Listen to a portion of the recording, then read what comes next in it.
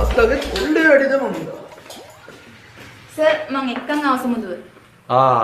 ඔය ඉන්නේ අන්න තවත් ඇටියක් අතේ.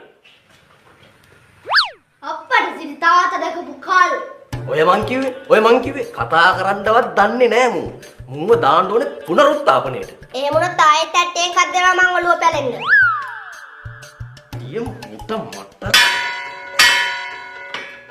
සේ කාලච්චේ දිවරේ ඵලයන් පන්තියට මූ තනිකර මැට්ටෙක් මැටි ගුලියක් මූ. ඔව් සර් මේ ළමයා මැටි ගුලියක් තමයි. දැක්කද මං කිව්වේ ටීචර්ත් ඔය කියන්නේ. මේ ළමයා විතරක් නෙමෙයි සර් මේ ඉස්කෝලේ ඉන්න ඔක්කොම ළමයි මැටි ගුලි.